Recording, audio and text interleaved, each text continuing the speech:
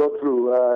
I'm not in the technical group. I cannot speak for the technical department.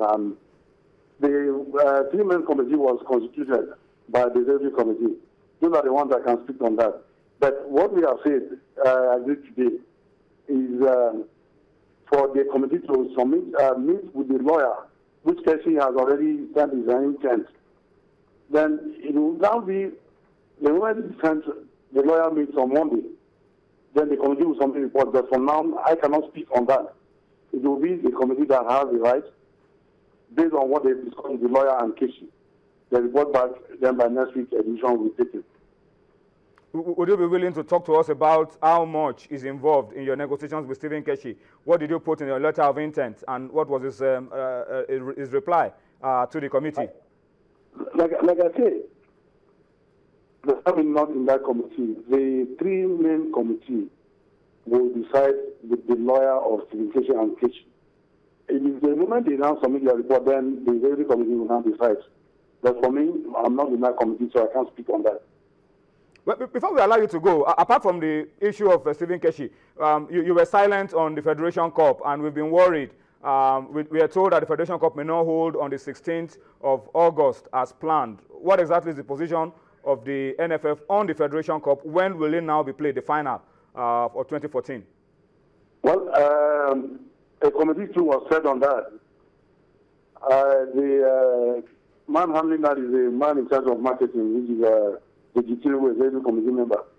The Lagos vote. So NFF has written back. We are now waiting for the reply from the Lagos State government.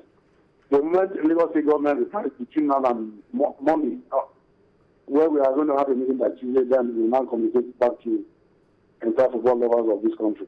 Then the Federation Cup will be played.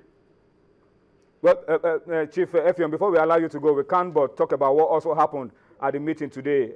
Before now, we thought that the gospel of reconciliation was being preached by the acting president, Michael May, but today you suspended 2 more members and you placed another one under investigation.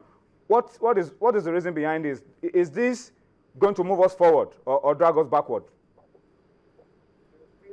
Whatever the board is doing will move us forward. Like today, 7 journalists were calling. 7 journalists called, trying to find out why we are trying to unban, we are trying to suspend. If a board member should post a document, it is a better thing where you have people in a group and somebody posts a document. It is a criminal where people, an environment where somebody posts a document, people should now look into that document first. So if the executive committee looks into issues like that, it's something that will move the football forward. I don't think there is anything wrong if somebody errs and the board sanctions the person, either the executive member or somebody outside. I don't think there's anything wrong with that. And then the issue of the elections. Are we still having elections on the 26th of August? And what about the Electoral Committee and all the reports around it? What is the position of the NFF Executive Committee on that as well? I'm not in the Electoral Committee. I can't speak on that. The Executive Committee will come on that by next Tuesday. But for now, I can't speak on it. I can't speak on it. Okay, thank you very much for speaking to us, Chief Effiong Johnson, NFF Executive Committee member and the Chairman of Chairmen. Thank you for speaking to us. Nice speaking with you. Well, we've been speaking to Effiong Johnson. He's a key member of the Nigeria Football Federation Executive Committee. He's the Chairman of Chairmen, and he's shed light on all of these issues. I'm sure a lot of you have been asking questions about Stephen Keshi. What's the way forward? I think he's done justice to that Dumnodi, and let's hope that by this time next week, Keshi gets down to work. That for me is a primary concern, because the qualifiers are less than a month away. And with the way things are going, we may not get a friendly game before we go into the thick of action against Rwanda. Well, the beauty of this qualifier is one, on the other side of it, the dark side of it is that it's going to be clamped into 4 months, so we have a tight schedule. The bright side of it is that 2 teams qualifies in the group, so that's like it's not one.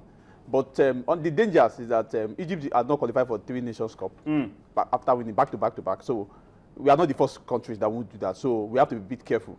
We win the Nations Cup and you don't qualify for the next one, is the danger of it. But we have to get ready. Other countries are watching. They are preparing. They prepared. We went to the World Cup. We had that. Some other countries are even preparing. They want to get to the Nations Cup. And they're looking to this. So we cannot take things for granted. We don't have what we call that kind of, they are like a slippery side. They can sneak in. Who knows? South Africa, they've got to the new coach. So they are building up. Yes, pedigree, character, respect on our side, but this is football. Anything can happen. Anyway, we wish that we'll put our house in order and really get ready for September 6th. We're told the game will be played in Abuja. So let's see how things pan out, and I hope that the Eagles can be ready for all of that. But before we go on a break, I have a piece of information just coming through now from my producer, and I think I just probably read it to you. Yesterday on this show, we talked to you about a letter from the World Soccer Governing Body, FIFA, to the Nigerian Football Federation. And a lot of people were asking questions, what kind of letter did FIFA send to the Nigerian Football Federation? What is the content of that letter? And does it in any way help us to solve the crisis that we have on our hands already around Nigerian football? Well, I have a copy of the letter with me, and I'm sure it is showing on your screen right now. It is showing on your screen right now. It is a letter from FIFA to the General Secretary of the Nigerian Football Federation, Musa Amadu. And it says, we have received from, I just want to read through very quickly. We've received from Mr. Tolulope of the NFF the minutes of the meeting of the NFF Executive Committee on July 24, and we have duly taken note of their content.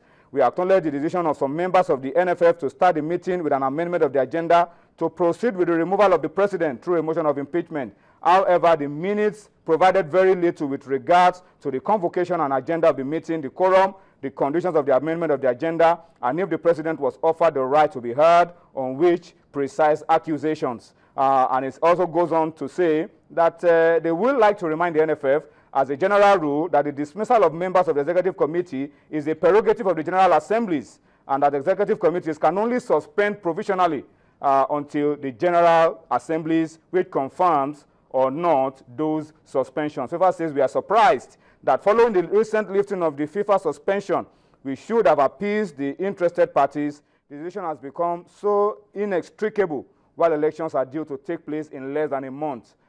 These are the letters of FIFA, signed, of course, by Marcus Katner, Deputy General Secretary. And that's the content, asking that the NFF should furnish FIFA with details of Aminu Megeri's impeachment, and whether he was given the right to defend himself. They should produce the minutes of those meetings, and whether the impeachment of Megeri was on the agenda of that meeting. And they should provide all of this to FIFA so that FIFA will really know if things were done in line with their own statutes or not. And that's the letter from FIFA. Wow. Really interesting times for Nigerian football. All right.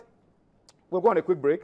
When we return from that break, Dunodio Konta and I will be here. We'll talk a little bit of the Globe Premier League, and of course, we'll cross over to the United States. Sonny Young will be joining us then on Sports Tonight.